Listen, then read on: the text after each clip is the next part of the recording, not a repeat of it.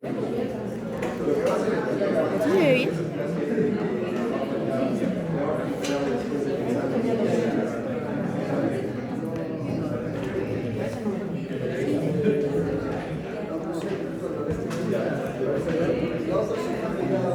Entonces puede ser el jueves en la noche. Yo pensé que iba a no tenemos libre porque tenemos terapéutica de prácticas, la mayoría, y hay gente que tiene medicina.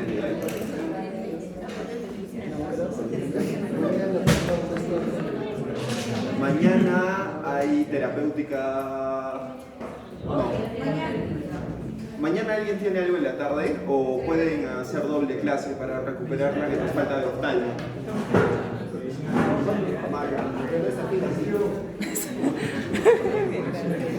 Sí, podemos hacer eso.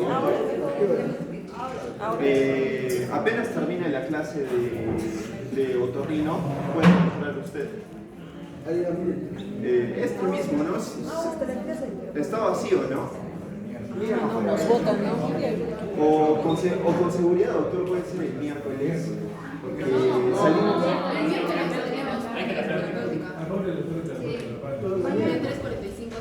Entonces, mañana después de la teoría regular, a las 4, de 4 a 5. Sí, o prefiere virtual. Puede ser el jueves en la noche, el viernes en la noche.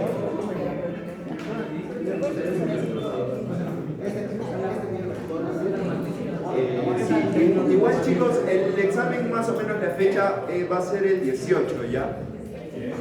No era el 19. Hay gente que me ha justificado el 19 con motivos muy válidos, igual el 12 y el 16, entonces el 18 no, el 20 sábado. 18 está bien. No, el 18. 18 está bien.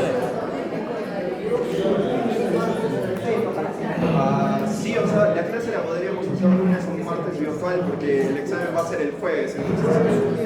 Ajá. Ya.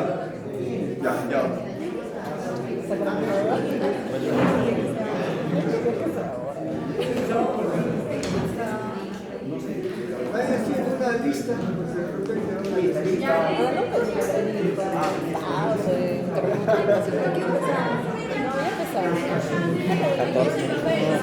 Para el fin de semana, este sábado.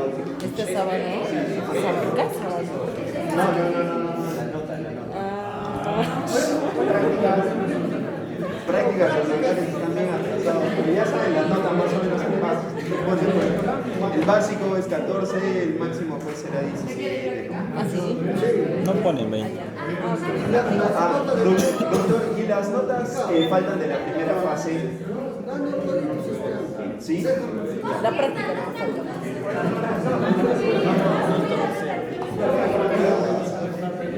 ¿Cuándo han realizado?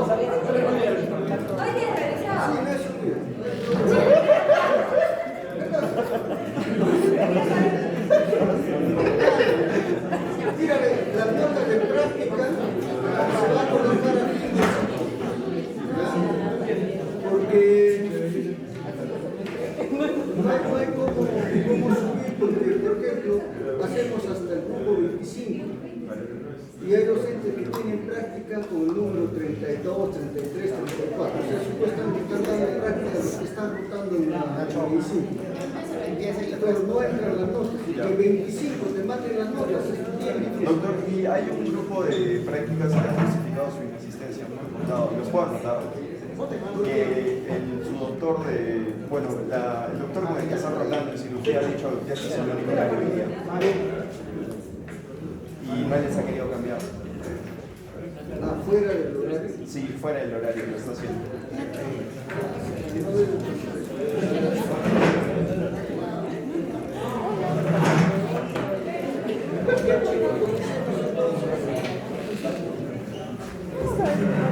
Consideramos para el próximo martes hacer una clase virtual, ¿ya?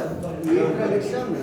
El próximo martes. El próximo martes entra el examen, que el examen debe ser jueves o viernes, como a las 6 de la tarde.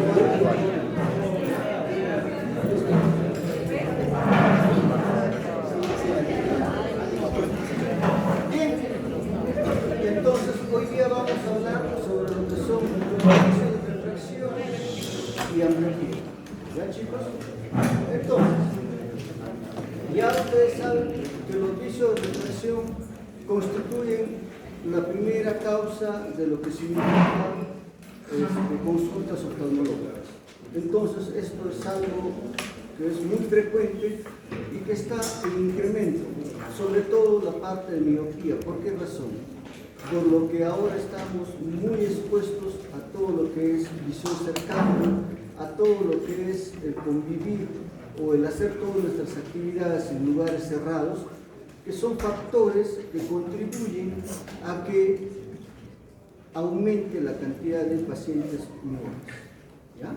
Con esto de la pandemia también ha habido una especie de lo que significa una pandemia, pero desde el punto de vista ocular. Hay más miopes. Y si ustedes se dan cuenta, toditos ustedes, todos los niños en adelante, están expuestos a lo que es celulares, tablet, laptop, etc., porque es una forma sencilla de que ellos no molesten. Les dan su y están tranquilitos y están generando que probablemente esos pacientes puedan generar a futuro mayor miopía de la que se generaba hasta ahora. ¿Ya? Entonces hay que tener en cuenta esas cosas y la visión cercana hay que usarlo en la medida de lo posible. No tampoco seamos esclavos de la tecnología.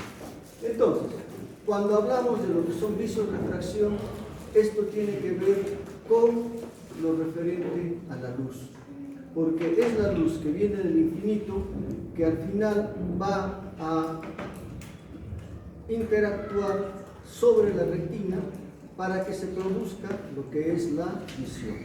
Cuando esta luz que viene del infinito no llega hacia la retina, entonces se van a producir los diferentes tipos de ametropía. Ahora, ¿nosotros podemos ver toda la luz que existe en el ambiente? No, el ojo humano solamente puede ver una cantidad pequeña de lo que significa la luz que viene desde el infinito. La luz visible para el ojo humano está dada entre los 400 y 700 nanómetros. ¿Ya? Más allá de eso, o bien que sea mayor o menor a esa cantidad, el ojo humano no puede verlo. Entonces, el espectro visible para el ojo humano está entre lo que es el color rojo y el color violeta, que están pues entre los 700 y 400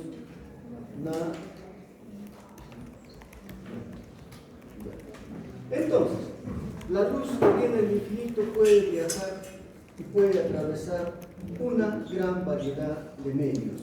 Entonces, cuando hablamos de medio, estamos hablando de cualquier material que vaya a transmitir la luz.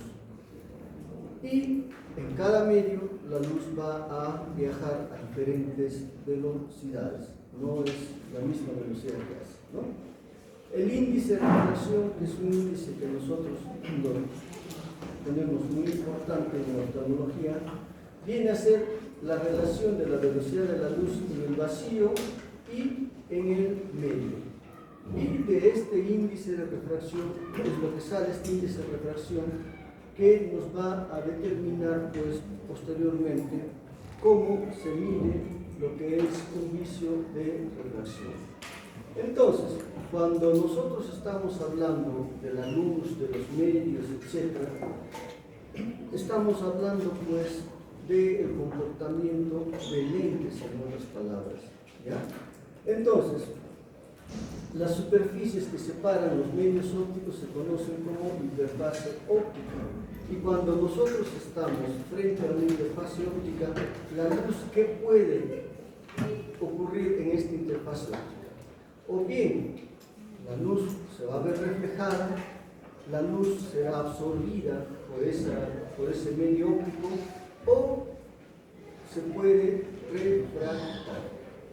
Entonces, si nosotros tenemos una interfase óptica y viene una luz del infinito, este rayo incidente puede ser reflejado.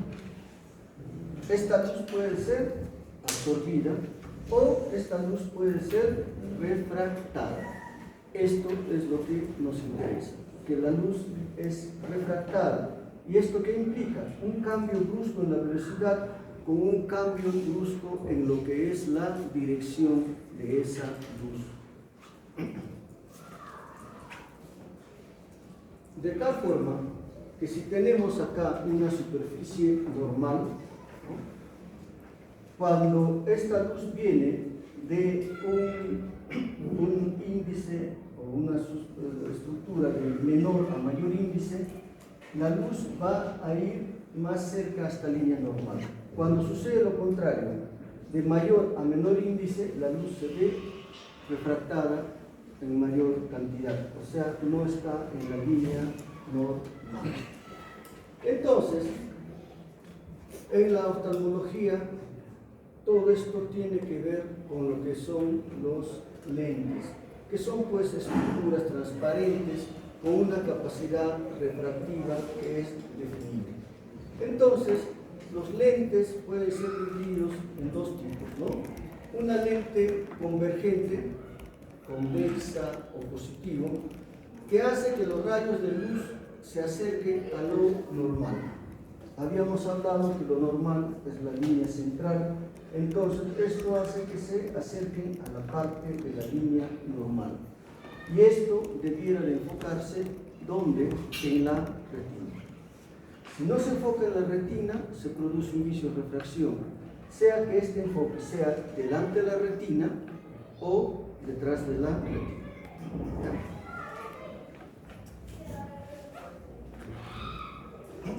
El poder refractivo de un lente se va a medir en lo que son pues las dioptrías. En un lente convexo, una dioptría converge los rayos paralelos a 1 metro de distancia. Y eso sería pues una dioptría. Entonces, cuanto más cerca, ¿no?, se crucen estos rayos de luz, entonces habrá mayor esfuerzo que se está haciendo.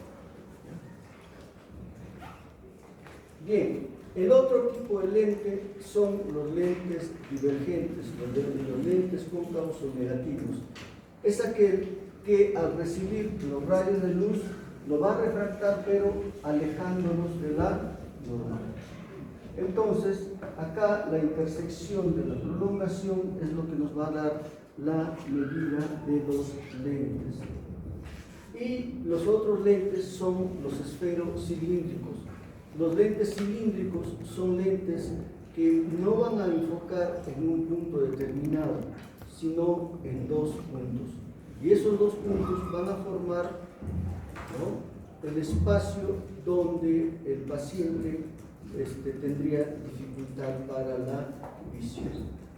Entonces, el ojo humano se comporta pues como un sistema óptico, porque está formado por diferentes tipos de lentes.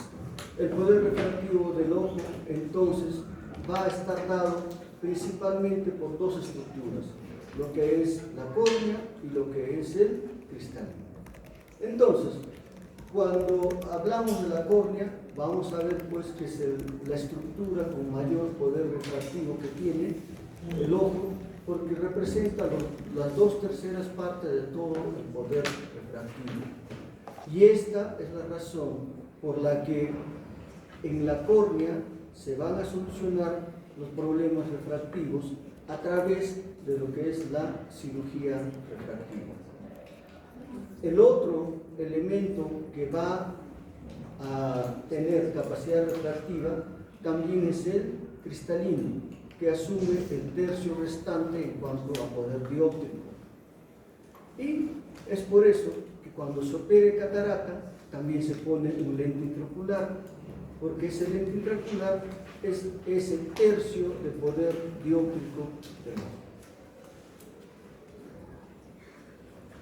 Bien, habíamos dicho que cuando existe un vicio de refracción, ¿no?, esta va a tener una manifestación que se traduce por una disminución de la agudeza visual. A mayor disminución de la agudeza visual, habrá mayor medida. ¿Y esto cómo lo objetivamos?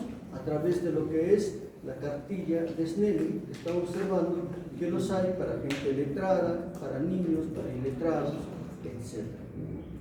Y entonces, si un paciente ve la primera fila de una cartilla de Snellen que es 20200, ¿qué significará eso? Que una persona vea Una persona normal puede ver a 200. La del lado.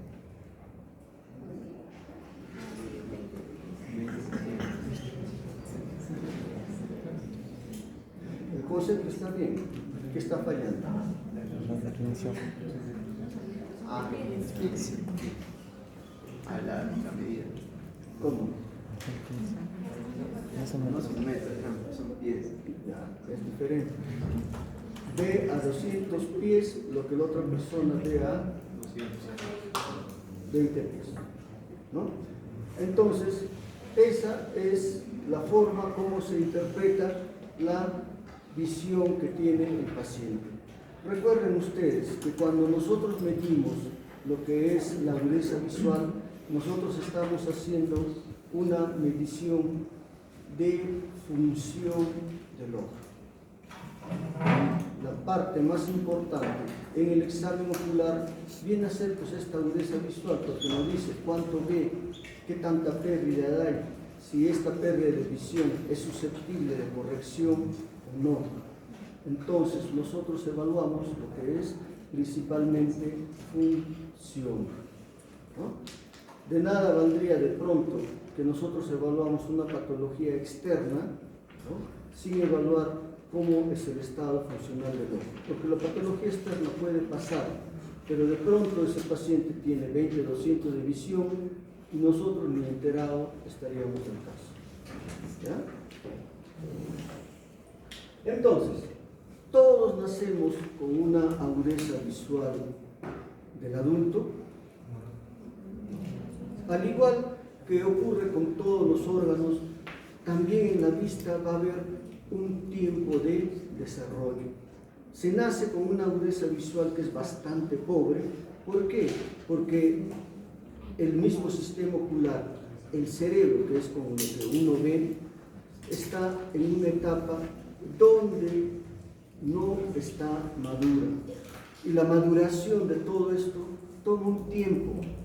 Y el tiempo para el desarrollo de la agudeza visual se estima hasta los 6 o 7 años. De tal forma que en este periodo, ¿no?, si existe algún factor que haga que la calidad de imagen no lleve en forma adecuada hacia la retina, ese paciente no va a ganar visión. Y posteriormente se instalará lo que se llama el ojo perezoso, lo que se llama la ambliopía, que es un trastorno funcional, que lo vamos a ver, y es un trastorno que se puede evitar, que se debe evitar. No puede haber entre 3 a 5% de la población que tenga una visión monocular o bilateral disminuida por algo que podía haberse prevenido. ¿Ya? Entonces, a los 6 años se logra la visión del adulto. Entonces, cuando evaluamos a un niño, la evaluación debe hacerse a los 4 años, 4 años y medio. ¿Para qué? Para ver cómo está su desarrollo. Y a esa edad debe de tener pues una visión entre 20-30 y 20-40. No podemos pretender que vea 20-20 a esa edad. Entonces, cuando nosotros hablamos de lo que es emetropía, ¿qué significa esto? Que los rayos de luz van a enfocarse ¿dónde? En la retina. Cuando no se enfoca en la retina, ya hablamos de lo que es ametropía. Miopía, cuando está enfocado delante de la retina, hipermetropía, cuando se enfoca detrás de la retina, y astigmatismo, cuando se enfoca en 2 puntos.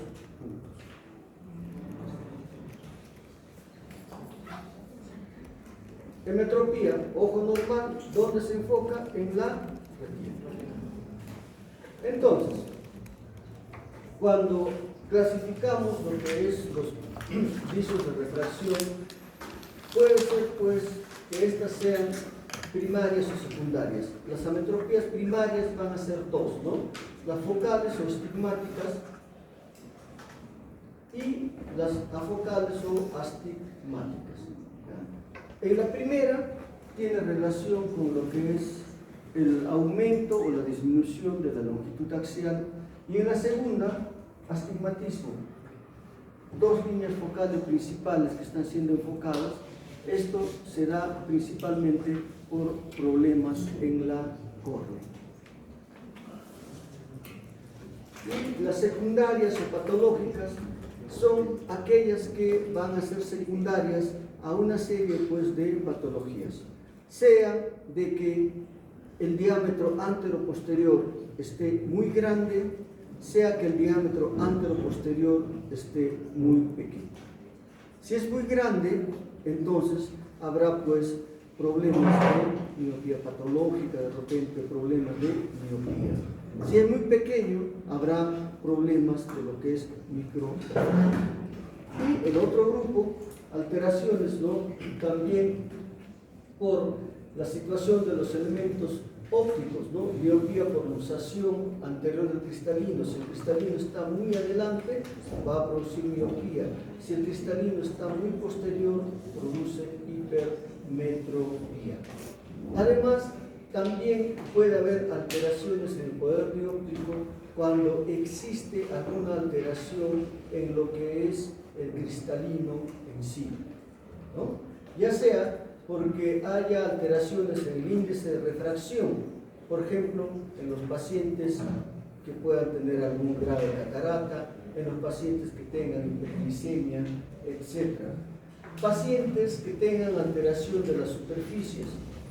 Una miopía por queratocono va a presentarse pues, como una ametropía patológica, porque haya hipermetropía por córnea plana, porque existan lesiones a nivel de la córnea secundarias a un traumatismo, una herida penetrante de repente, de que después de la sutura va a producir pues, un astigmatismo totalmente irregular.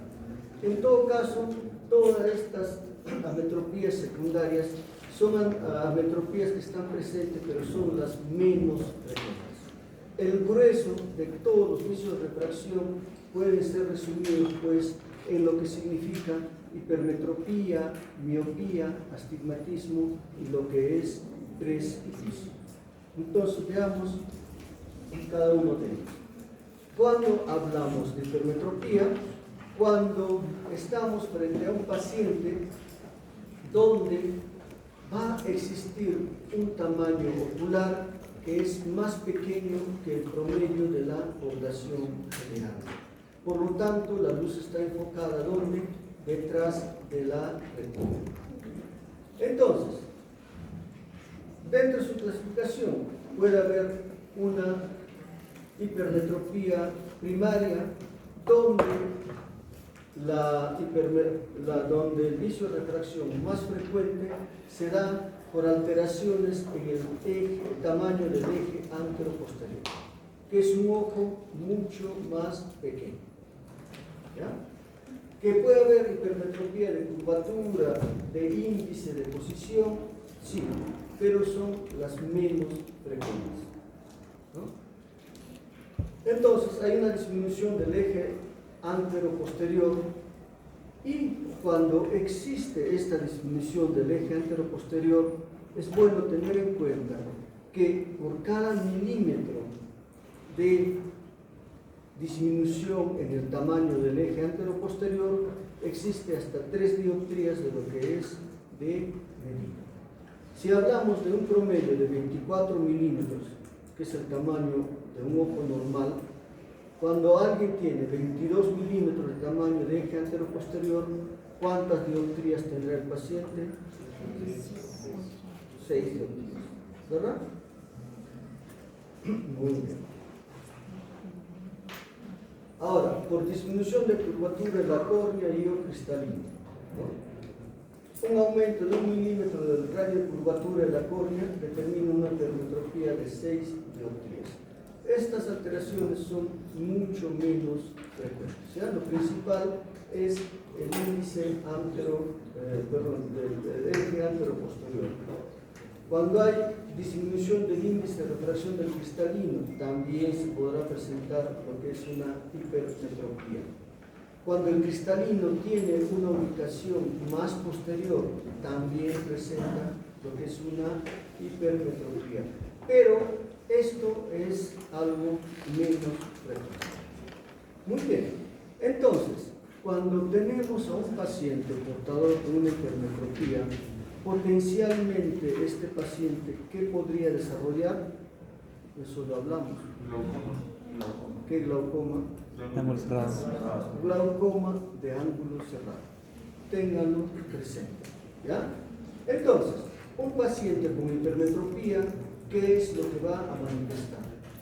Va a manifestar una visión que va a ser borrosa, tanto para la visión lejana como para la visión cercana. Entonces, este paciente con hipermetropía tiene grandes posibilidades de que pueda ambliopizarse. ¿Ya? Tengan en cuenta que estos pacientes tienen mayor cantidad de ambliopía que otros vicios de refracción. Y estos pacientes van a presentar astenopía, cansancio, cefalea, etc. Cuando hablamos de astenopía, hablamos de los diferentes tipos de molestias que presenta el paciente. Porque una persona que no está viendo bien va a experimentar pues cansancio, ardor en los ojos, enrojecimiento en los ojos, cefalea, somnolencia, etc. Todo ello significa astenopía. Entonces, cuando un paciente tiene hipermetropía, sobre todo de un grado considerable que puede ser 2, 3 de hipermetropía, estos pacientes van a presentar las molestias de astenopía. Después, conforme están más cerca de los 40 años, comienzan a alejar las cosas para ver mejor. ¿Ya? Cuando uno acerca las cosas, uno tiene que hacer mayor esfuerzo visual. Cuando alguien es joven, este esfuerzo visual se compensa, pero esa compensación es a costa de molestias oculares, de que el paciente tenga astenopía. Por lo tanto, los pacientes con hipermetropía tienden a alejar las cosas para ver mejor. Además, con hipermetropías, sobre todo elevados, puede presentarse también algún grado de lo que es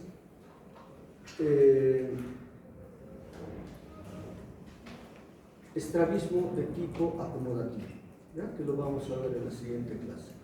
Entonces, un paciente con hipermetropía, por esa situación de que ve borroso tanto de lejos como de cerca, tiene más probabilidades de desarrollar ambliopía. Entonces, esa es una simulación de una visión borrosa en un paciente con hipermetropía. ¿Ya? Y el diagnóstico se hace pues a través de lo que es la disminución de la agudeza visual. ¿Cómo lo cuantificamos? A través de la cartilla de Snellen. Una recomendación que se hace siempre es de que la corrección, sobre todo en los niños, de un paciente que tiene hipermetropía debe hacerse bajo cicloplegia. Todos los niños se les debe de examinar o hacer la medida de la vista bajo cicloplegia. ¿Por qué? Porque cuando no se usa la cicloplegia, los niños acomodan bastante. Por lo tanto, la medida que nosotros podamos estar encontrando de pronto no es la medida que requiere el niño. ¿Ya? El tratamiento con lentes positivos también se puede usar cirugía láser para esta situación de hipermetropía. Entonces, la hipermetropía, por lo que es una disminución en el eje antero-posterior, es la forma más frecuente de lo que es presencia de hipermetropía. También existen las hipermetropías que son patológicas, que van a tener relación con ciertas deformaciones oculares. De entre ellas también pues una alteración, un ojo muy pequeño, como se ve en microftalmos, cuando existe una compresión extrínseca, vale decir, un tumor detrás del globo ocular. En estas circunstancias puede haber también pues una hipermetropía. El otro grupo de lo que significa visión-refracción lo constituye lo que es la miopía. Cuando hablamos de miopía, hablamos de una patología totalmente diferente a lo que habíamos mencionado en hipermetropía. Son ojos mucho más grandes, por lo tanto, la imagen se va a ver enfocada delante de la retina. La causa más frecuente de una miopía lo constituye una alteración del eje antero-posterior. Ojos generalmente más grandes que el de la población general. Entonces la miopía axial es la forma más frecuente de la miopía. Puede haber miopía por alteraciones en la curvatura, tanto de la córnea o del cristalino, sí. Puede haber un aumento del índice de refracción del cristalino, también pacientes con catarata producen miopización. Que haya una alteración en cuanto a la posición del cristalino que se encuentra más adelante de su inserción normal, también va a producir miopía. ¿Cuál es el cuadro clínico en estos casos? ¿No? Va a haber una disminución de lo que es la agudeza visual a distancia. ¿Ya? Esa es la forma de manifestación más frecuente. Los pacientes, cuando están mirando a distancia, tienden a entrecerrar los ojos. ¿Para qué? Para tratar de crear un efecto de agujero estenopeico, con lo cual mejora su visión. Pero este esfuerzo constante de tratar de entrecerrar los ojos va a traducirse también pues como lo que es astenopía. Va a producir cansancio, producirá cefalea, producirá somnolencia, ojo rojo, etc. Además de que estos pacientes con miopía tienen lo que es la visión cercana respetada. O sea, hay deficiencia en la visión lejana, pero la visión cercana es una visión normal en estos pacientes. Por lo tanto, al haber un estímulo de visión cercana normal, estos pacientes generan muy poca ambliopía. ¿Ya? Eso ténganlo presente. Entonces, estos pacientes van a estar pues guiñando constantemente uno o los dos ojos en un afán de tratar de compensar la visión. Entonces, en estos pacientes vamos a tener un ojo mucho más grande, habrá pupilas midriáticas, una cámara anterior más profunda. Y en esta patología, ¿con qué otra patología se le suele asociar? Desprendimiento del vitrio superior. Por alteraciones que suceden en lo que es el vitrio, que puede traer desprendimiento posterior del vitrio, que puede traer desgarro retinal, que puede traer desprendimiento de retina. Y con respecto al glaucoma, ¿hay alguna asociación? Ángulo. Con el glaucoma de ángulo abierto. Se dice que hay una asociación de glaucoma de ángulo abierto y lo que es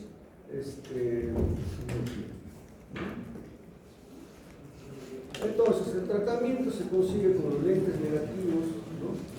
Ya sea gafas, lentes de contacto o cirugía láser como se hace ahora. Muy bien, pero también pues existe lo que es la miopía patológica. La más frecuente cuando existe un eje antero-posterior muy grande, un macrooftalmos que esto va a ir pues con estafilomas de parte de lo que es la esclera. Puede haber también pues miopía patológica, una miopía de curvatura, miopía de índice, etc. Pero además existe una miopía degenerativa o patológica axial, como lo vamos a ver. ¿Ya?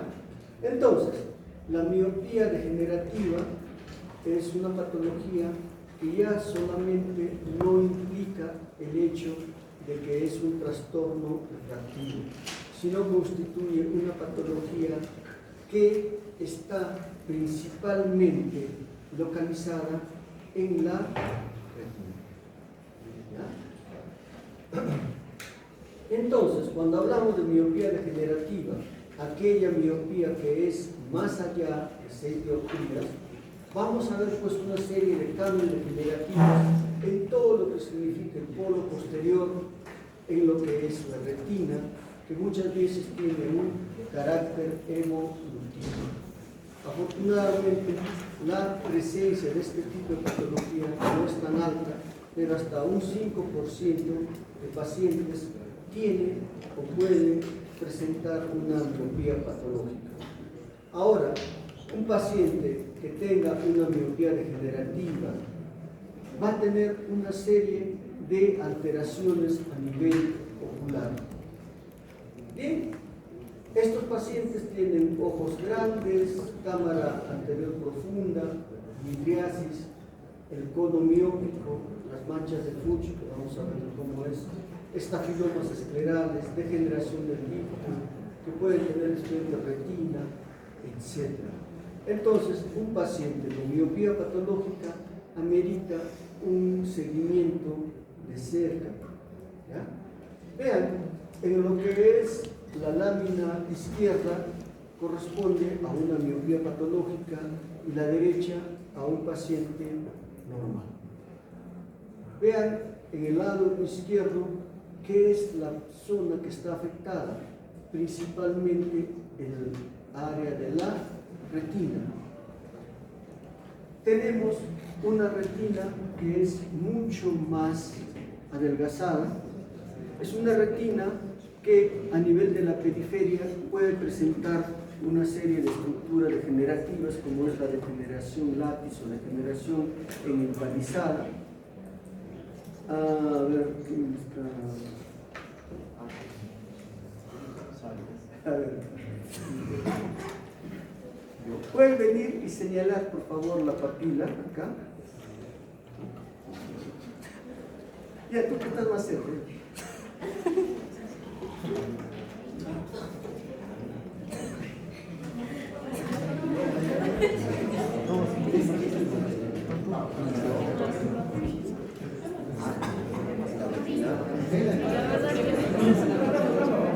El ojo de la luz. Señala la papila. Bueno.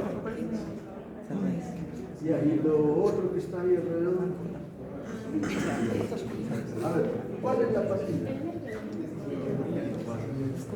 O sea, todo esto. Otro.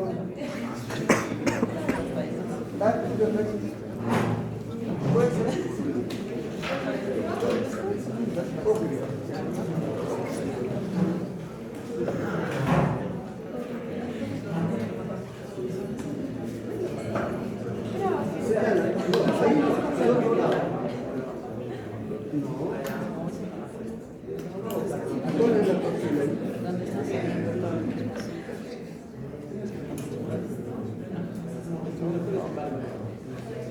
Claro, una más pequeña.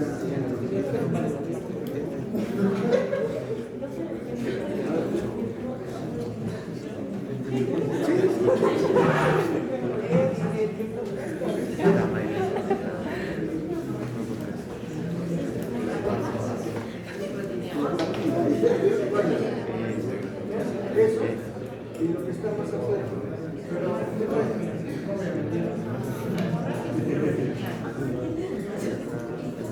Bien, entonces, en una miopía patológica degenerativa, vean, esto es la papila, esto es el cono miópico. ¿Ya? Cono miópico. Esta es la parte, esta parte. Y este es el cono miópico, estafiloma de lo que es la esclera, retina totalmente adelgazada. Y esto es el área macular, pero un área macular patológica. ¿Esto que es? Es lo que se llaman las manchas de Fuchs. ¿Qué es la mancha de Fuchs? Cuando hay una hemorragia a nivel del área macular, secundario a qué? A un neovaso que ha sangrado. Esto entonces es un vicio de refracción de parte, ¿ya? Porque el principal problema es que tiene un problema de retina. Entonces, en miopía patológica hablamos de un problema retinal. El problema refractivo existe.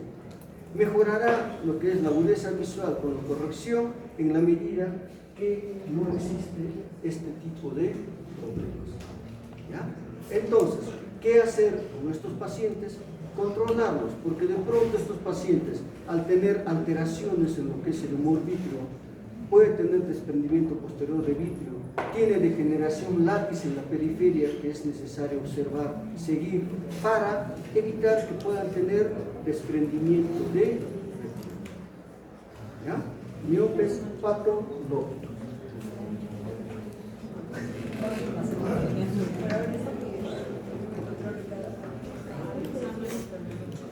Entonces, la otra patología viene a ser pues el astigmatismo, donde desde la córnea los dos ejes, los dos meridianos, horizontal y vertical, van a enfocar en dos puntos diferentes. ¿Ya? No enfocan en un solo punto. Y esto va a condicionar pues trastornos. Los astigmatismos constituyen una de las patologías que más astenopía presentan. Son pacientes que van a tener mayor molestia por este vicio de refracción no corregido que en las otras patologías. Por lo tanto, en estos pacientes va a haber una visión que va a estar disminuida, la misma que es constante, tanto para la visión lejana sobre todo, menos para la cercana, pero el cansancio por esta patología, los signos de astenopía van a ser mucho más constantes. ¿Ya? La astenopía entonces es el síntoma cardinal y existe, como en todo vicio de refracción, una disminución de la agudeza visual. Entonces, de acuerdo a la clasificación, pueden ser simples, compuestos o mixtos, que lo vamos a ver. ¿Ya? Forma puede ser regular o irregular. Las regulares se van a dar porque nosotros tenemos dos meridianos, ¿no?, a nivel de la córnea, y los irregulares se presentan por cualquier lesión que pueda haber ocurrido en la córnea, y producto del cual esta cicatrización crea una distorsión en la córnea que se traduce por un astigmatismo irregular. Cuando hablamos de un astigmatismo simple, cuando uno de los meridianos se encuentra en el plano retiniano, mientras el otro es ametrópico. Vale así. Uno de ellos está en la retina. El otro se enfoca delante de la retina, que es astigmatismo miópico simple. Se enfoca en la retina y detrás de la retina, que será astigmatismo hipermetrópico simple. Astigmatismo compuesto, cuando ambos meridianos son ametrópicos, pero dentro de la misma modalidad, ya sea hipermetropía o miopía. ¿Qué significa esto? Tenemos delante de la retina uno y el otro enfoque, que es astigmatismo miópico compuesto. Cuando está detrás de la retina, astigmatismo hipermetrópico compuesto. Esto es solo referencial, no vamos a preguntar.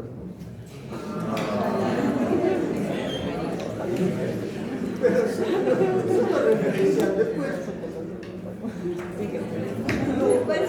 Interconsulta oftalmológica. Y el astigmatismo mixto, cuando uno está delante de la retina y el otro detrás de la retina. Pregunta de esa cosa. ¿Qué les importa a ustedes? Y el astigmatismo irregular es aquel que es secundario a un problema corneal. ¿Ya? Lesión de cualquier tipo que por una cicatrización altera lo que es la superficie de la córnea y nos va a producir distorsión. ¿Con qué se corrige? Con lentes cilíndricos. ¿Ya? Tanto en la hipermetropía, tanto en la miopía, la corrección es con lentes esféricos.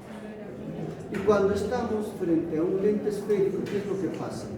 Que nosotros podemos ver a través de cualquier parte del lente esférico sin que exista distorsión en la mirada. ¿Ah? Pero cuando hablamos de un lente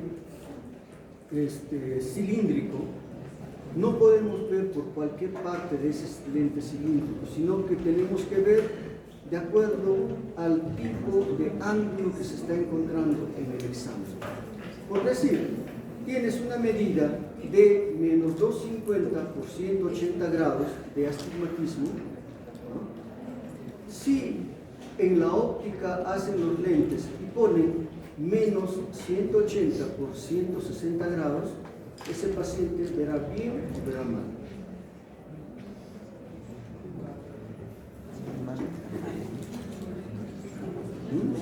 Ese paciente verá mal. ¿Y de quién es la culpa? ¿De quién? ¿De lo que está?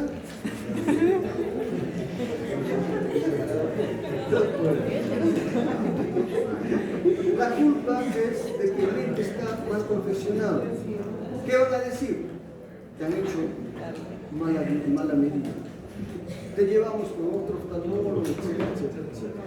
¿Ya? Entonces, cuando hay lente con astigmatismo, lente cilíndrico, se tiene que corregir de acuerdo al ángulo de desviación que hay. Porque si uno mira a través del cristal en cualquier ángulo, va a ver totalmente distorsionado. ¿Ya? Esa es la diferencia entre lente esférico y lente cilíndrico. En el cilíndrico hay un determinado ángulo donde se tiene que colocar los lentes, los cristales.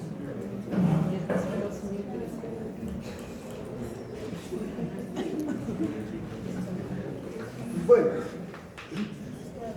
la otra patología es la presbicia. Aunque algunos dicen que la presbicia no es considerada un vicio de refracción, sino un proceso normal de envejecimiento del cristalino que cada vez pierde progresivamente su poder de acomodación hasta que llega un momento, hacia los 40 años, en que ya no puede acomodar y por lo tanto se evidencia lo que es la presbicia. ¿Por qué o cómo se manifiesta? Por la dificultad para poder enfocar objetos cercanos, sobre todo a una distancia de lectura que son los 30-35 centímetros. ¿Ya? ¿Cómo lo tienes que corregir? Pues con lentes esféricos. ¿Ya?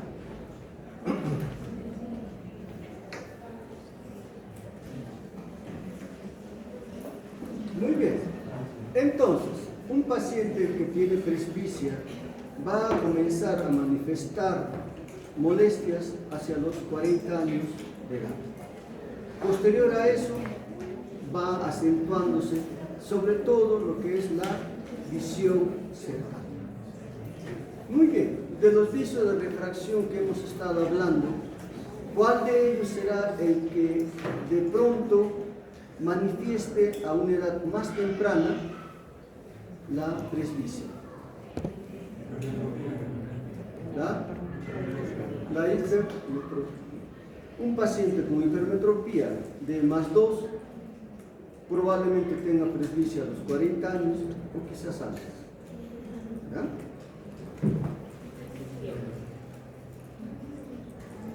Tratamiento también pues es con lentes, con cirugía refractiva, haciendo de que exista monovisión, con un ojo ve bien para distancia, con el otro ojo ve bien para cerca, etc. El hecho es de que todos los vicios de corrección son susceptibles de mejorar la agudeza visual con los lentes adecuados. Sean estos sean hechos con lentes de montura, sean hechos con lentes de contacto. Cualquiera de ellos va a proveer muy buena visión. Pero actualmente tenemos lo que es la cirugía refractiva. La cirugía refractiva es un procedimiento que hace que la visión, que el vicio de refracción que tiene el paciente se corrija sin necesidad de que vaya a tener que usarse lentes.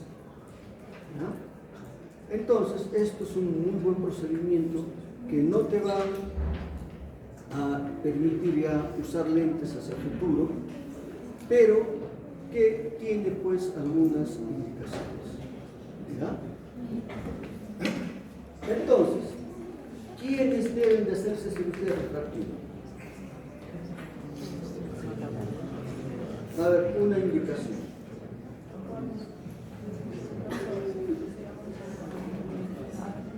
Yo tengo uno de medida de miopía, pero no me haría.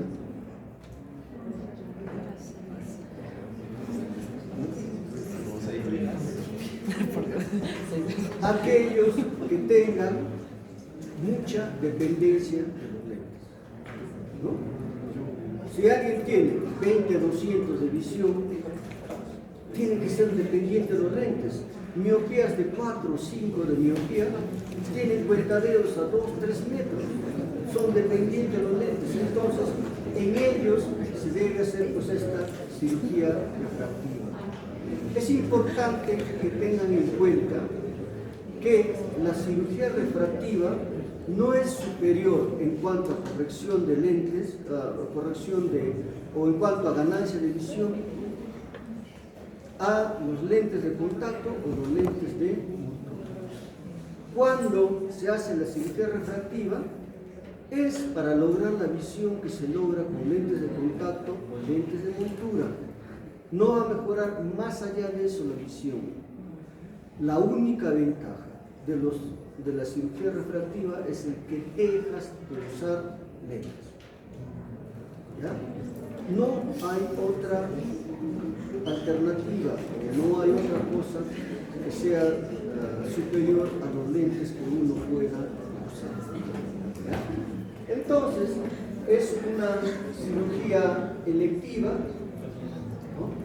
Es una cirugía que va a depender mucho de para qué quiere operarse, ¿no? Por decir, si hay personas que quieren abrazar lo que es una carrera policial donde exigen una determinada visión, entonces pueden recurrir a esta alternativa para mejorar su visión.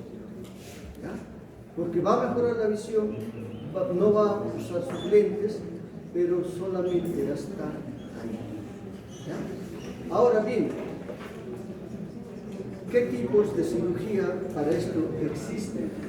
¿No? Diferentes tipos de cirugías, ¿no? La cirugía incisional, que era la queratomía radial, etc., ya ahora ha sido dejada de lado. Ahora estamos en lo que es la cirugía láser, que es la que más frecuentemente se usa, para corregir vicios de refracción que no sean pues tan altos. Si ya el vicio de refracción es muy alto, 12, 14, 15, 16 de miopía, entonces existen otro tipo de alternativas que son los lentes fácticos o los lentes pseudo-fáticos. La queratotomía radial ya no se usa, ¿no? Consistía en hacer una serie de incisiones, como están viendo en la córnea, para alterar su curvatura y de esta forma mejorar la visión. La queratotomía acuática también eran incisiones sobre la córnea para corregir astigmatismos.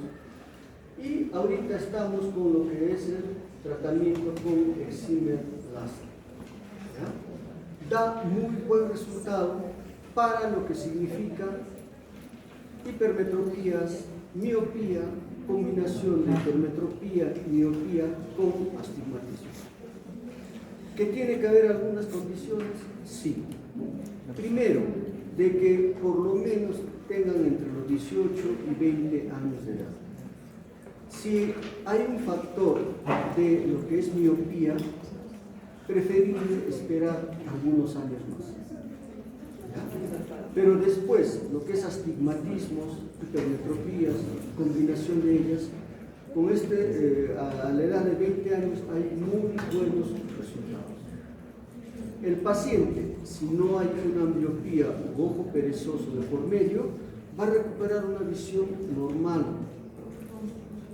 Algo que tienen que tener en cuenta es de que la cirugía refractiva no es para disminuir la medida.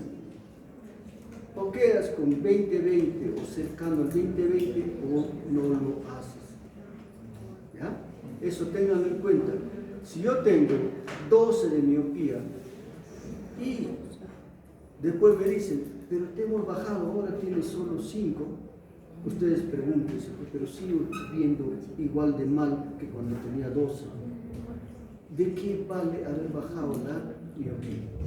¿Ya? Cuando se hace la cirugía es para tener una visión normal o cercano a ella. Por lo tanto, quienes acceden a esto, pacientes que tengan pues 7, 8, 9 de miopía, con astigmatismo de 4, 5, 6.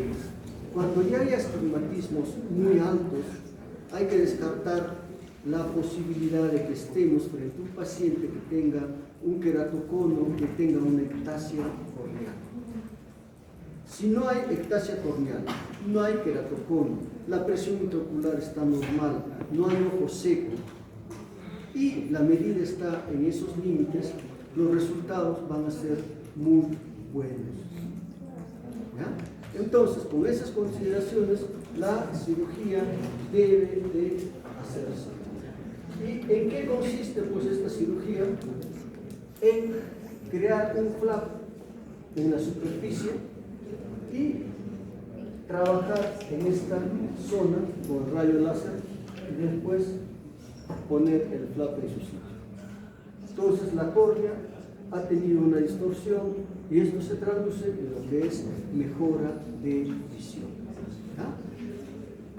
Cuando se hace este flap se puede hacer con lo que es un microquerátomo. Muchas veces con este procedimiento el flap no es el adecuado, puede haber problemas.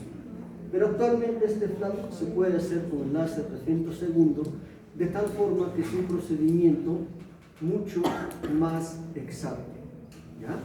Entonces, si se hace una cirugía con láser, que sea láser al 100%, láser con femtosegundo. Por lo tanto, como se trabaja en la córnea, tiene que haber también un determinado grosor corneal. Si hay una córnea delgada, no se haga el procedimiento. ¿Ya? Una córnea delgada, si se fuerza y se hace la operación, entonces a futuro podría haber ectasias corneales, una serie de complicaciones que no es necesario pues asumirlos. ¿Por qué? Porque esta es una cirugía electiva. Que no les gusta usar lentes, pues busquen un modelo bonito, que vaya a funcionar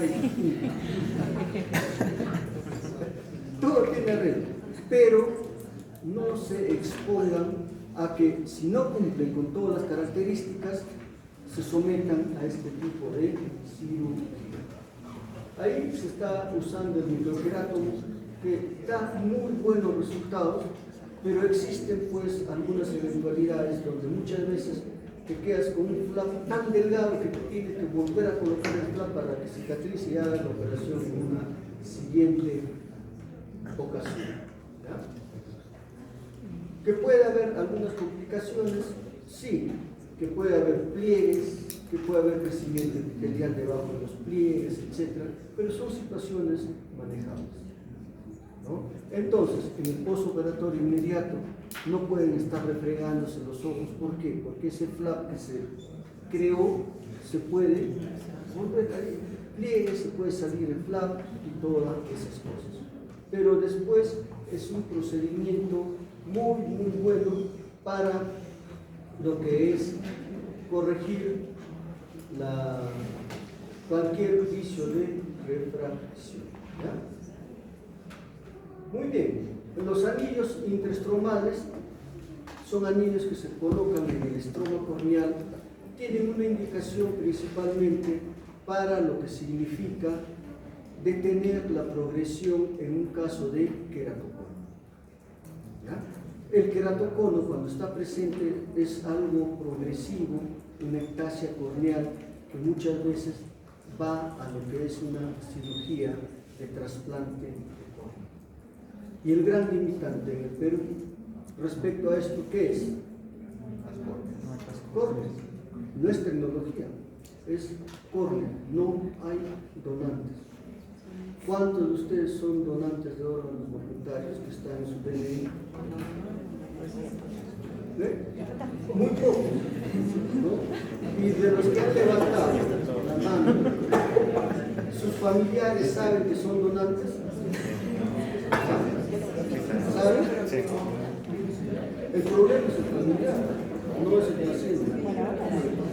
Pero no hay una cultura de donación de órganos. Entonces, estos anillos intraestromales, al frenar lo que es la situación del queratocono, también puede modificar algunos grados de lo que son vicios de refracción. Ahora, ¿qué están observando en la imagen del lado derecho?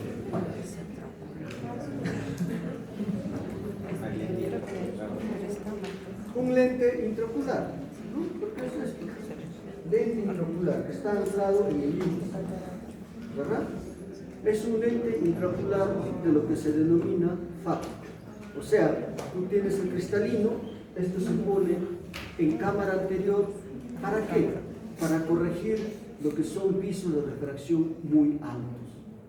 Hay miopías de 20, donde la cirugía refractiva, el láser, no va a funcionar.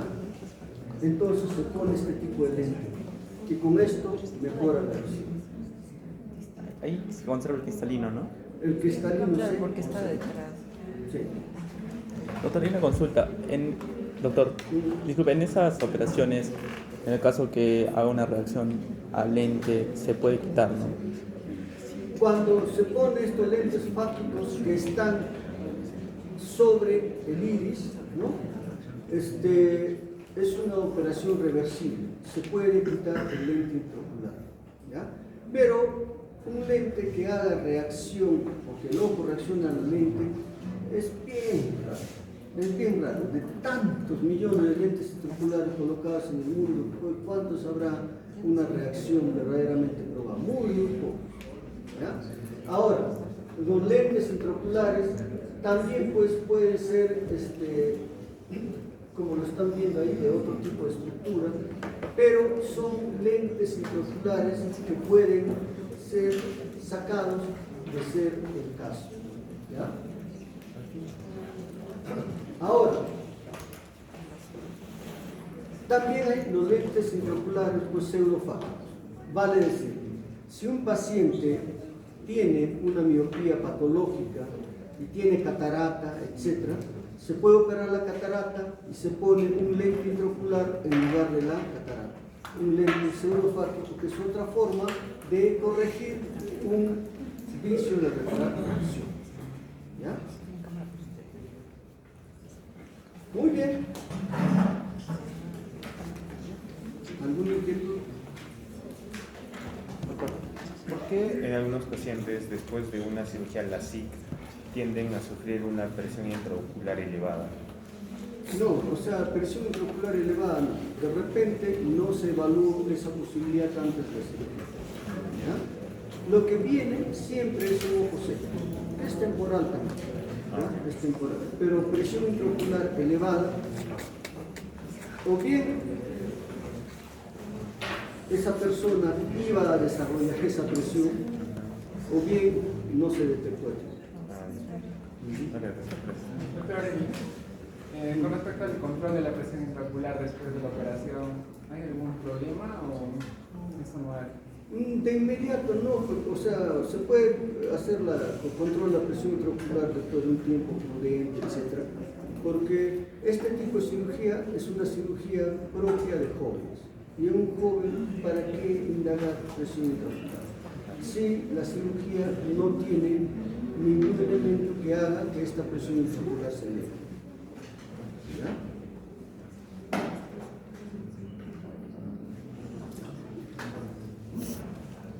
Doctor, ¿no se da la diferencia entre los esféricos más cilíndricos, los cilíndricos que a medida que uno se movía veía distinto? Pero mencionó también los esféricos cilíndricos. ¿Es esos que tienen mitad cilíndrico, mitad esférico? No, tienen un componente de miopía, hipermetropía, que es esfera, más astigmatismo. Componente cilíndrico. O sea, pero no es esférico, cilíndrico, no son los dos en uno. No, puede haber. Ajá. Esferas, toditos los lentes son las esferas con cilindros, combinación de ellos.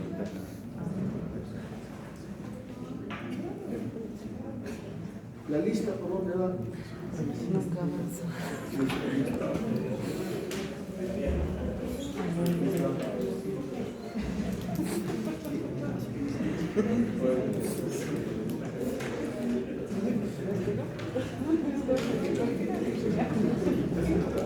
Te pincharon para que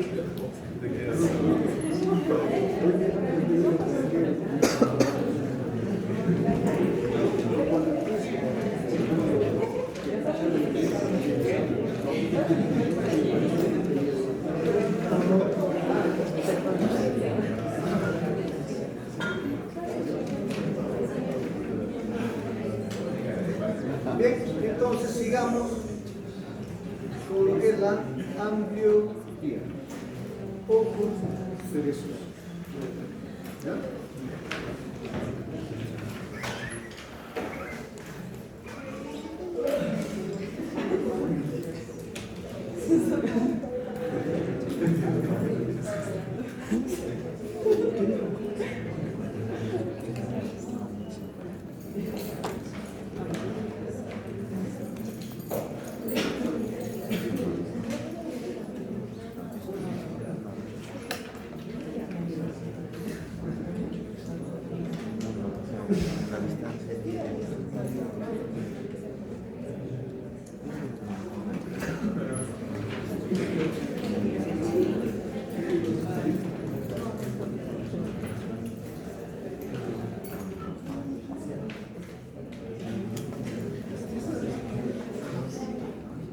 Bien, chicos.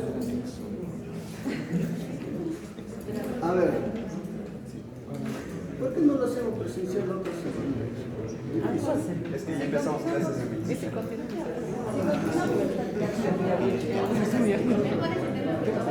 O sea, hacemos mitad, ya.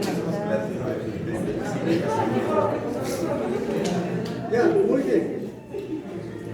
A ver, entonces vamos a adelantar las cosas que digo al final.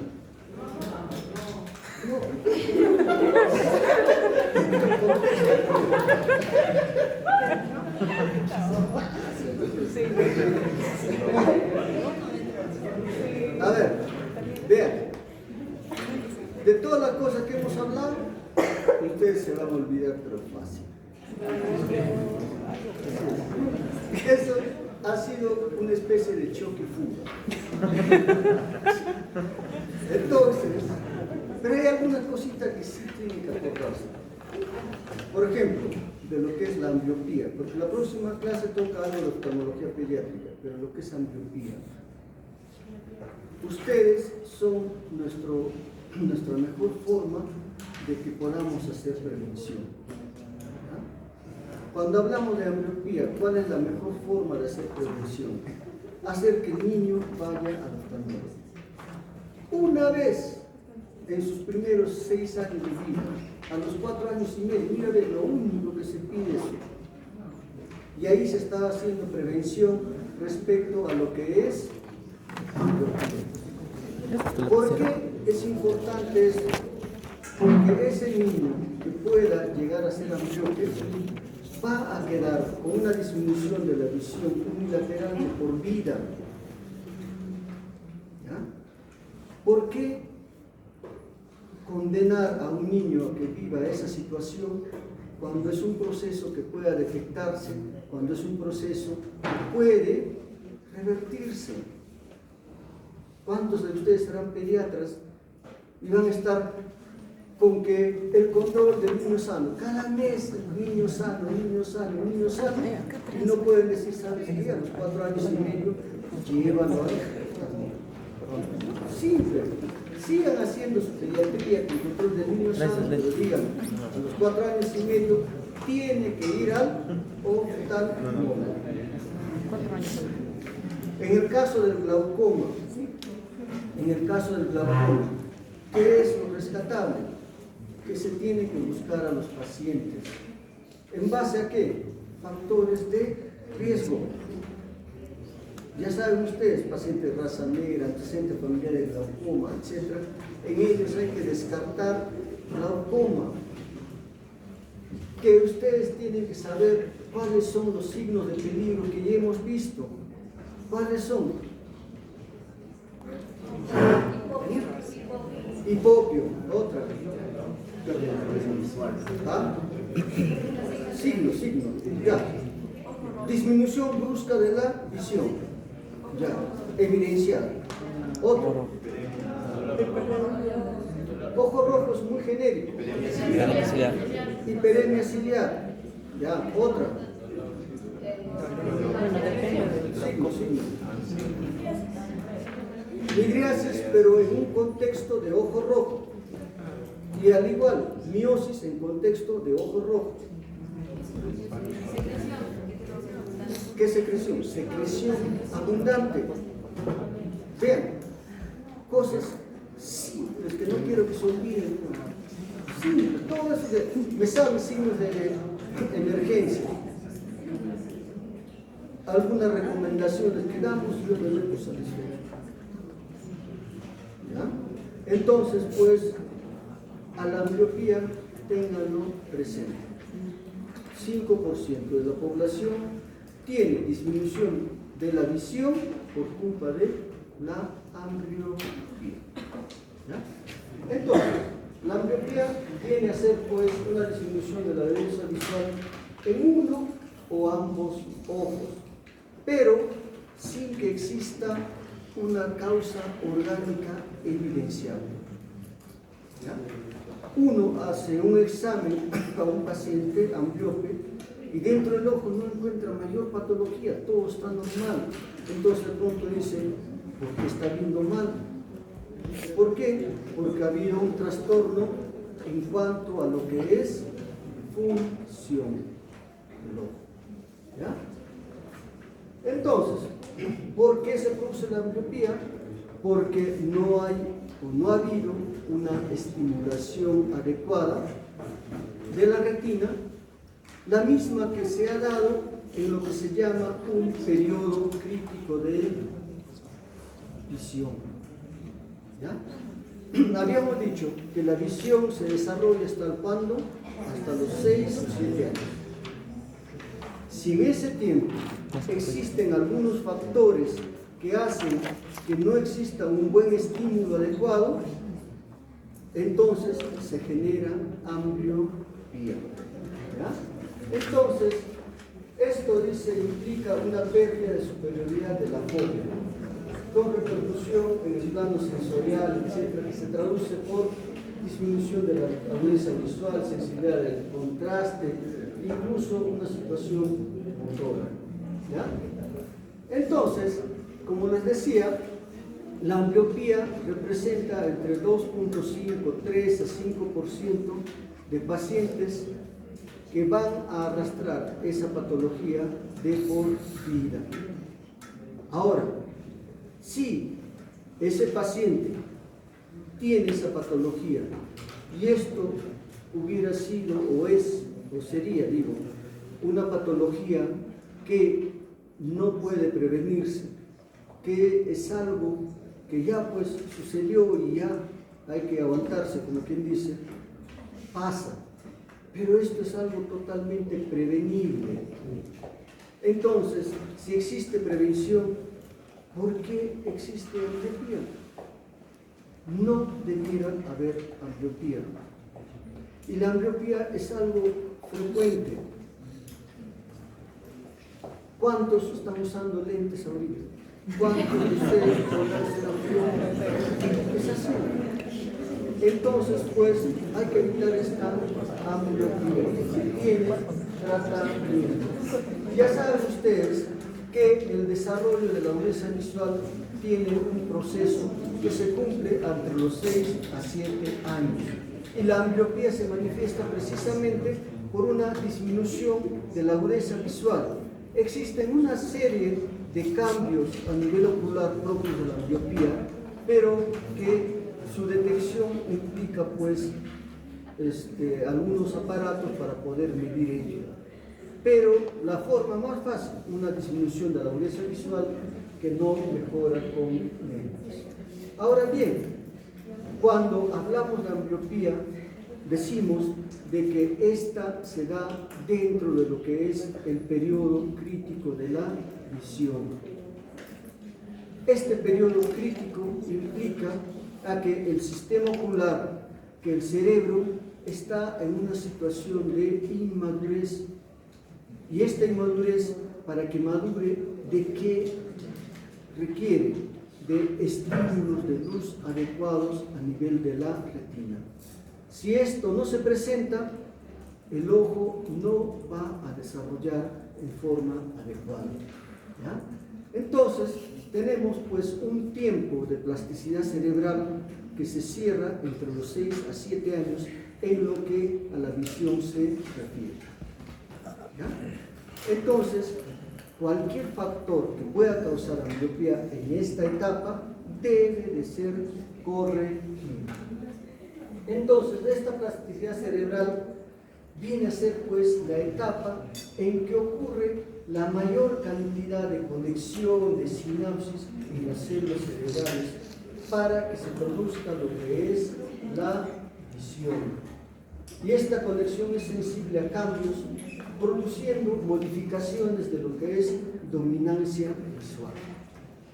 Cuando tenemos una mala calidad de imagen que llega por uno de los ojos, a través de esta dominancia visual va a hacer pues que el ojo dominante tenga buena visión y el otro ojo no desarrolle adecuadamente. Entonces, la maduración normal de los circuitos sensoriales se va dando en forma progresiva a través del tiempo. Por eso, la agudeza visual en un recién nacido, en un lactante, es una agudeza visual bastante pobre. ¿Por qué? Porque estas conexiones visuales a nivel cerebral se van recién fortaleciendo con el paso de los meses, hasta que se llega a una visión normal cuando hasta los 5, 6 o 7 años. Entonces, la información que llega del infinito, que estimula la retina, que en la retina, mediante el fenómeno de fototransducción, va a ser llevado a través de impulsos eléctricos, ¿desde dónde? Desde la retina, ¿hasta dónde? Hasta la corteza occipital. Entonces, nosotros vemos con qué, con el cerebro. Todo esto es una situación solamente de tránsito. Entonces, a futuro, ¿se podrá cambiar toda esta parte? En tanto todo esto esté unido. Pero si no, no. Si no, pero bien podría ser. Lo dejan sin chamba, pero puede pasar. Entonces, a nivel de la retina, existen pues los fotorreceptores, que son los conos, los bastones, que a través de las células bipolares, de las células ganglionares, van a llevar información hacia lo que es el polo posterior, hacia lo que es la corteza occipital. Y dentro de las células ganglionares existen algunas células que son más específicas para una determinada función. Las células X tienen que ver con lo que es la agudeza visual y la discriminación espacial. Las células Y con el movimiento, con lo que son las formas, y las W con los movimientos lentos de seguimiento y mantenimiento de la fijación. Todas ellas son importantes, sí. Y en la ambliopía, ¿cuál de estas células se verá alterada?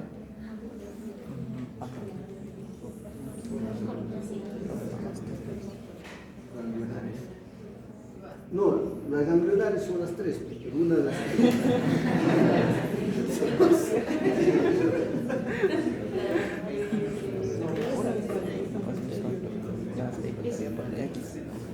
Las células X, porque guardan relación con qué? Con la agudeza visual y lo que es la discriminación espacial. Lo demás está, pero ¿cuál es la más importante para la visión? Es la agudeza visual, aquella que está en el área macular. ¿No? Entonces, en la corteza visual, en la corteza occipital, donde se va a procesar todo lo que es la información que llega, en el área 17 principalmente, también en la 18 y en la 19. Pero cada una de estas áreas van a tener diferentes células, cada una de ellas más complejas que otras, pero entre ellas existe ¿qué? Una interconexión. Y es esta interconexión la que se ve alterada en un proceso de ambliopía. Si bien decimos todavía por definición que la ambliopía es aquella donde no existe una lesión aparente, sí la lesión existe a nivel de la corteza occipital. Entonces, tenemos en cuanto a la patogenia dos teorías. La teoría del tratamiento jerárquico o de la competencia binocular optical dada por Huber y Louis hace 40 o 50 años, y la teoría del procesamiento paralelo de Riquera y Wright. Entonces, la teoría del tratamiento jerárquico o de la competencia binocular. ¿Qué implica esto? En condiciones normales, nosotros recibimos información monocular de cada ojo y llega al cerebro, y para que en el cerebro se vea como una sola imagen tiene que haber una fusión. Pero para que se produzca esta fusión tiene que haber lo que es imágenes semejantes. Cuando hay información buena de un ojo y mala del otro ojo, cuando esto llega al cerebro, ¿qué es lo que el cerebro va a hacer? La información mala no lo acepta, simplemente trabaja con la buena información que está llegando. Y ahí es donde se genera pues esta situación de competencia binocular. Una competencia binocular que va a ir a favor del ojo que mejor está viendo. Y el otro ojo no desarrolla adecuadamente la parte funcional. ¿Ya? Y en el procesamiento paralelo menciona que los diferentes canales nerviosos llevarían pues diferentes componentes de la información, de forma que una inadecuada estimulación de las células X retinianas llevaría a una disminución de la agudeza visual. O sea, una alteración en las células X se traduce en una disminución de la agudeza visual.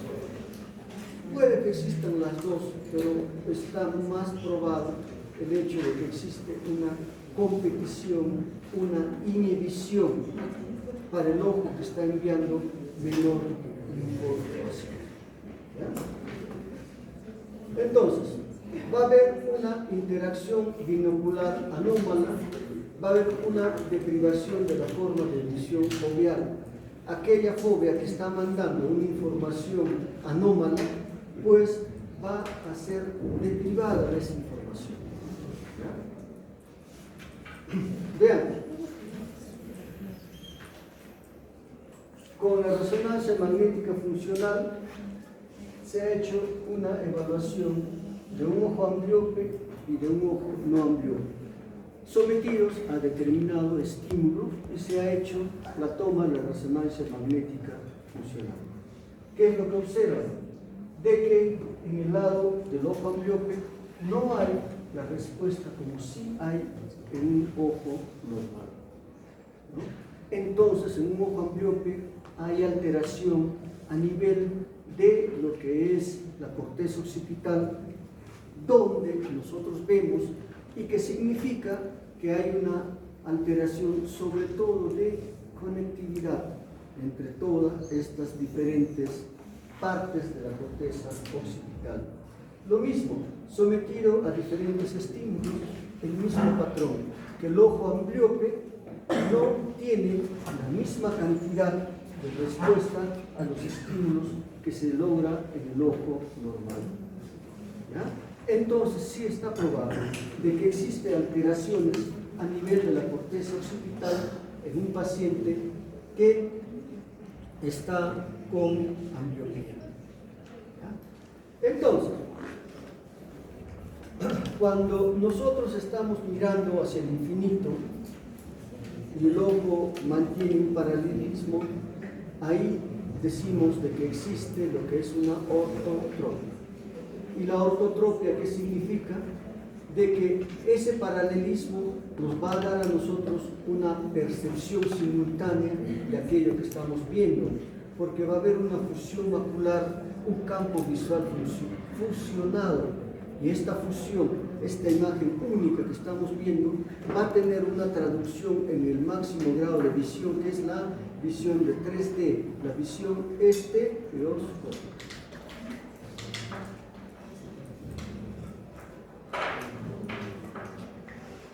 Entonces, ¿cuándo se altera pues la visión binocular? La visión binocular se va a alterar cuando existe alguna interferencia en el desarrollo de la visión en estos primeros 6 años, por diferentes obstáculos. Un obstáculo podría ser la ausencia de una o de las dos imágenes de calidad a nivel de la retina, o que estas imágenes sean borrosas, exista una diferencia en el tamaño y forma de las imágenes o en el estrabismo. ¿Ya? Entonces, ausencia de una o dos imágenes de calidad en la retina. ¿En qué situaciones? En pacientes que tengan medidas bastante altas, lo que se llama una isometropía. En pacientes donde haya una diferencia de medida entre uno y otro ojo, donde el ojo con mayor medida va a tener una visión borrosa. En pacientes que de pronto tengan una catarata congénita, que tenga una ptosis congénita severa, que no va a permitir el paso de la luz hacia la retina, en esas circunstancias, entonces puede haber alteración en la visión de profundidad. Y en el estrabismo, un ojo que está desviado constantemente, también pues va a presentar una alteración en lo que es la visión de profundidad. Entonces, cuando hablamos de lo que es una ambliopía, se suele hablar de esta ambliopía dependiendo del tipo de patología que está generando la ambliopía.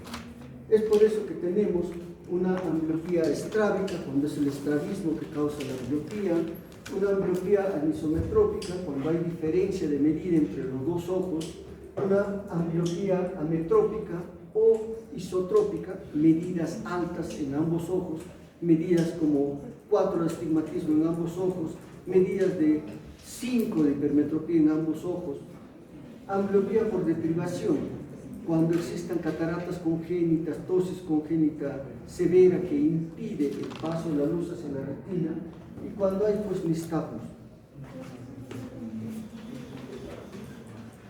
Bien, entonces, cuando hay una ambliopía estrábica, la ambliopía estrábica es una de las causas más frecuentes de lo que es ambliopía, ¿no? ¿Y qué es lo que va a suceder en un paciente con estrabismo? Va a haber una inhibición cortical de los impulsos originados en la fobia del ojo desviado para evitar la diplopia y o confusión. Para que nosotros podamos ver una imagen como única. Para que exista fusión, esas dos imágenes tienen que llegar de lo que se llama puntos correspondientes. En este caso, del área macular. Si los dos se enfocan con la mácula, cada ojo va a enviar información y esa información va a ser procesada en el cerebro como única. Pero ¿qué es lo que pasa con el ojo ambliope? Está mandando información del área macular y manda por la desviación información de un área diferente al área macular, ¿no? Ahora, ¿qué va a hacer esto? ¿Esto podrá ser fusionado? No va a ser fusionado. ¿Qué va a hacer o qué va a experimentar en esas circunstancias el paciente? Una visión doble. Y podrá el paciente estar con esa visión doble en un proceso donde está generándose esta ambliopía, porque la ambliopía se genera en la infancia. ¿Ya? Cuando hablamos de estrabismo, hablamos de una desviación ocular ocurrida en la infancia. Entonces, si hay visión doble por esta situación, ¿qué creen que va a pasar? ¿Qué hace el cuerpo?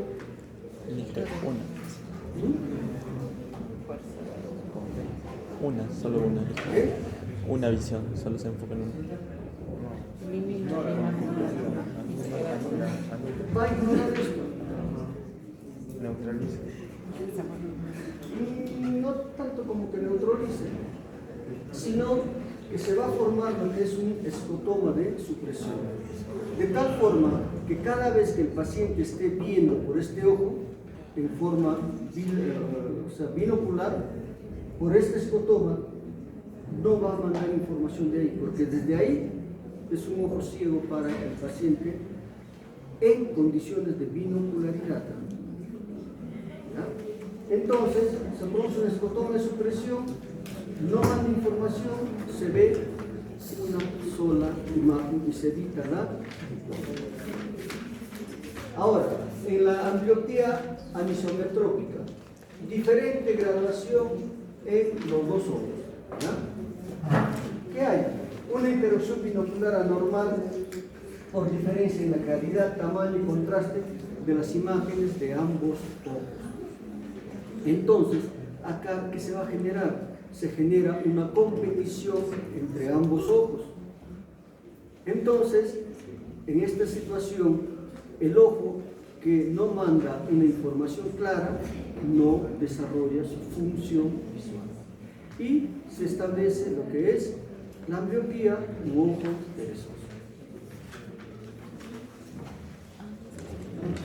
Ahora, en la ametrópica hay un error de refracción importante, pero en ambos ojos. Por lo tanto, la imagen que llega a la retina es una imagen borrosa en los dos ojos. Y se dice que esto se va a presentar por un defecto de la estimulación de células X que son muy sensibles a lo que es el desenfoque. ¿Ya? Entonces, vean, también existe lo que es la ambliopía por deprivación, ¿no? Cuando hay una obstrucción física de la luz que pase hacia la retina, como en el caso de la imagen, que está ocurriendo una ptosis congénita marcada. ¿Ya? Entonces, cuando hay una ambliopía por deprivación, es una de las ambliopías que como pronóstico significa mayor problema. ¿Por qué? Porque estas son las más ambliopizantes, sobre todo aquellas ambliopías que son monoculares. ¿Ya? Cuando hay una ambliopía o hay una catarata bilateral, el pronóstico suele ser algo mejor. ¿Ya? Pero una catarata monocular es mucho más compleja. Entonces, ambliopía por nistagmus, ese movimiento supilatorio de los ojos, pues va a hacer de que no haya buena fijación y no se desarrolla adecuadamente la función macular, y es generalmente bilateral. Cuando ustedes vean a un paciente con nistagmus, ¿qué vamos a encontrar en él? Ambliopía. ¿Ya? Entonces, a mayor profundidad de la ambliopía, vale decir que tenga una visión de 20-30, será una visión leve, entre 20-40, 20-100, una ambliopía moderada, menos de 20-200, una ambliopía severa. A mayor profundidad de la ambliopía, ¿qué es lo que va a pasar? Va a haber menor visión, y esto se traduce en lo que es alteración en la visión de profundidad. Entonces, cuando tenemos a un paciente que tiene ambliopía, dependiendo del grado de ambliopía que pueda tener, tenemos también una alteración en la visión de profundidad. Y alteraciones en la visión de profundidad van a tener una traducción en lo que significa una serie de tareas, una serie de profesiones, donde al no haber una buena visión de profundidad se va a expresar algún grado de torpeza para ejecutar ese tipo de tarea o profesión, ¿no? Entonces es importante pues de que uno tenga la oportunidad de tratar de evaluar a un paciente para evitar que sobrevenga un ojo perezoso. A ver, de las patologías que hemos mencionado, ¿cuál de ellas creen ustedes que es más peligrosa para la generación de ambliopía? ¿Por qué? Porque si no se operan antes de los 3 meses, ¿Qué dice Sofía? ¿Cuál de las patologías, de los factores ambliogénicos crees tú que es la que es más peligrosa en el sentido de que puede producir más ambliopía?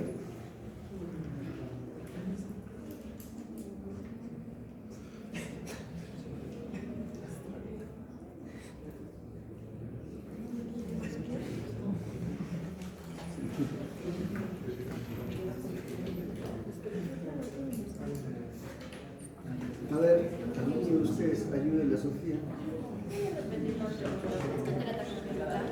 Al final, las ambliopías se clasifican de acuerdo al factor que lo origina, los factores ambliogénicos.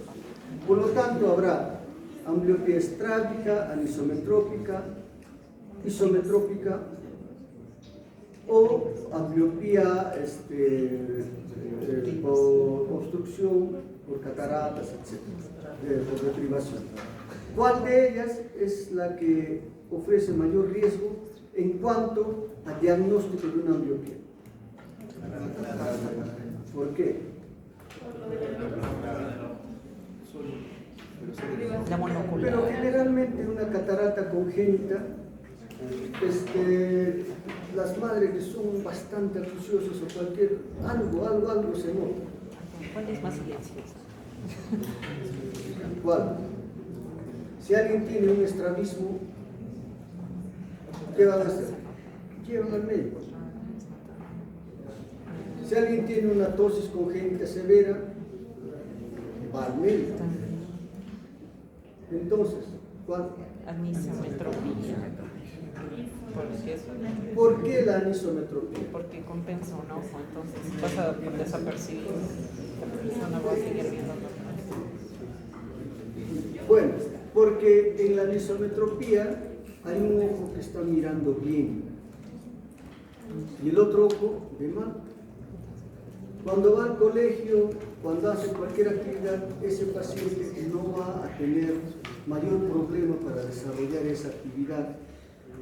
Entonces, ¿qué es lo que hay que hacer? Hay que examinar a ese paciente para determinar que no está viendo bien el nivel. ¿Ya? Entonces, la anisometropía resulta peligroso. ¿Por qué? Porque es algo que va a pasar desapercibido. Un paciente con isometropía que tenga medida alta en la vista, en los dos ojos, ¿se podrá detectar?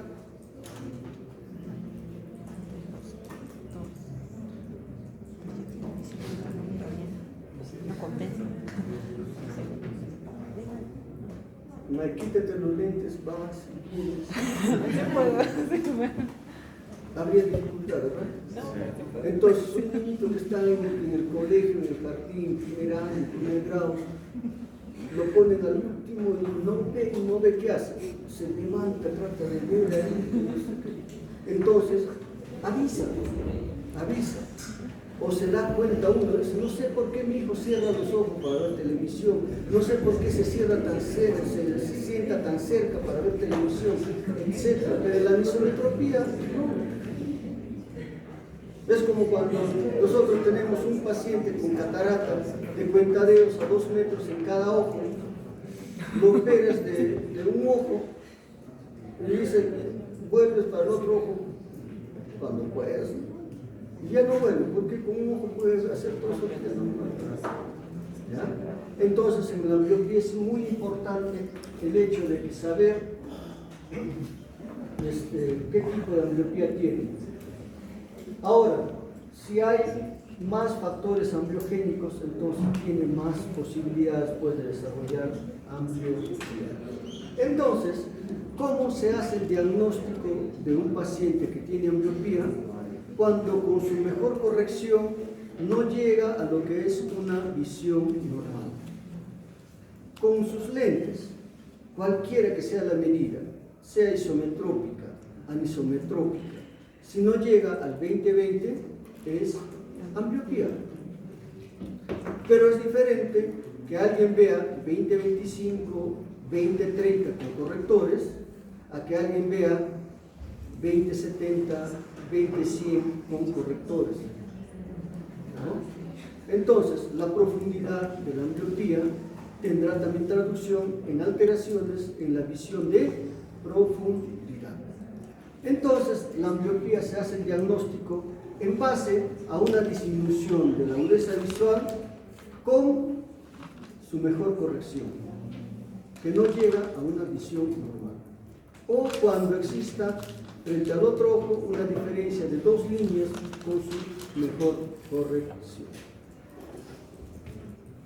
Ahora, que hay otro tipo de manifestaciones, sí. ¿Ya? Uno de ellos es el efecto Crohn. ¿Qué quiere decir esto? Por decir, si mostramos en la cartilla Snellen una determinada fila, en esa fila hay letras que están cerca. Ellos tienen mejor visión cuando ven esas filas, pero en forma aislada. Cuando están todas ellas juntas, no pueden ver por este fenómeno de Crohn. Pero al final, ¿cómo hacemos el diagnóstico? En base a disminución de la agudeza visual. Ahora, hay que hacer el diagnóstico en lo que se llama, pues, este periodo de plasticidad cerebral. Porque cuando encontramos una ambliopía en este periodo, también podremos nosotros resolver el problema de la ambliopía porque está en el tiempo para que pueda revertirse. Entonces la ambliopía se trata también hasta los 6 o 7 años. Pasado ese tiempo, ¿se puede revertir? Existe evidencia que sí, pero es mucho más difícil. ¿Ya? Entonces hay que hacer el diagnóstico y hay que hacer el tratamiento para revertir la ambliopía. Es por eso que les digo de que con que un paciente vaya a los 4 años y medio a la consulta, basta. ¿Por qué? Porque ahí hacemos el diagnóstico de ambliopía y también tenemos el tiempo para revertir con el tratamiento la ambliopía, que también se da hasta los 6 años de edad. Entonces, pues, el examen debe ser a los 4 años y medio. ¿Ya? Es importante, es muy importante. Ahora, el tratamiento va a depender, pues, del tipo de ambliopía. Si hay ambliopía por una situación de desviación ocular, primero se trata la ambliopía y después se corrige lo que es la desviación ocular. Si hay ambliopía por una situación de deprivación porque hay catarata congénita, hay que operar la catarata. Si hay ptosis congénita marcada, hay que operar la ptosis. ¿Ya? Si hay problemas refractivos, pues hay que corregir los problemas refractivos. Entonces, de acuerdo a lo que es el origen de la ambliopía, hay que dar tratamiento. ¿Ya? Y en el tratamiento, lo que se persigue es pues lograr la mejor visión posible del ojo ambliope. Cuando logremos la mejor visión posible del ojo ambliope, podemos también estar garantizando una mejor visión de profundidad. ¿Ya? ¿Qué inconveniente tenemos en el tratamiento de estos pacientes? Generalmente de que no existe una buena aceptación al tratamiento. ¿Que viene de quién? De los familiares. ¿Ya? ¿Cuál es el tratamiento? A la fecha, el tratamiento que ha quedado, que queda todavía, es el tratamiento de la oclusión. Parchar el ojo bueno para evitar esta situación de lo que es pues rivalidad entre ambos ojos, el tratar de lograr dominancia ocular. Y este parche tiene que ser supervisado, porque en el ojo que está siendo parchado, ¿qué estamos haciendo? Estamos evitando que llegue la luz hacia la retina. Por lo tanto, si no hay supervisión, ¿qué puede pasar? Que haya ambliopía en el ojo bueno por deprivación. ¿Ya? Entonces, el tratamiento de la ambliopía al momento actual, lo validado es el parche ocular y el producir una visión borrosa en el ojo dominante que se hace a través de gotas de atropina. Y cuando hay una visión borrosa en el ojo dominante, pues se espera que el otro ojo trate de asumir esa visión dominante y vaya ganando poco a poco lo que es la visión. Pero, ¿qué es lo que realmente se está haciendo a través del parche del ojo bueno? Lo que se está haciendo es que en el ojo con ambliope se genere en las columnas de dominancia ocular que están en la corteza occipital, se generen conexiones que hagan que ese ojo vaya ganando visión. Conexiones que todavía se dan porque se está en una etapa de plasticidad cerebral. Pasados los 6-7 años, esta plasticidad cerebral se pierde, por lo tanto, también la posibilidad de recuperar de la ambliopía disminuye. Está en un área de experimentación todo aquello que signifique aprendizaje perceptual, todo aquello que signifique estímulos binoculares para la visión. Cuando tengamos de repente esos hallazgos ya más robustecidos en cuanto a lo que es experimentación, probablemente se traslade a lo que es pues la atención del paciente con este tipo de técnicas. En tanto, tenemos hasta la fecha lo que es para tratamiento de la ambliopía, lo que es la oclusión y la penalización. ¿Listo, chicos? ¿Alguna pregunta?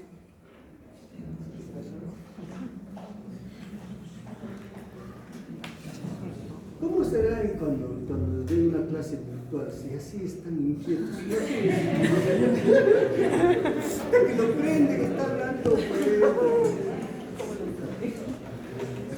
Lo haremos con más interactivo.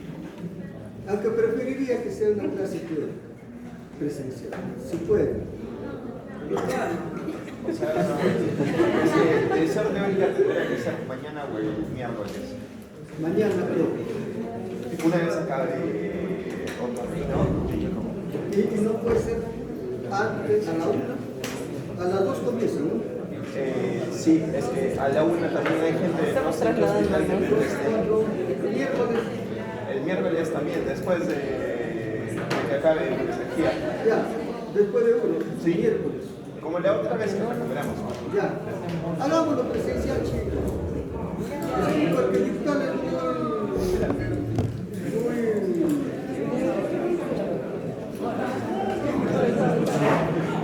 prefiero divertirme con ustedes así, lo que hacen, a que no saber qué están haciendo ahí en la pantalla. Miércoles a las 4. Sí, no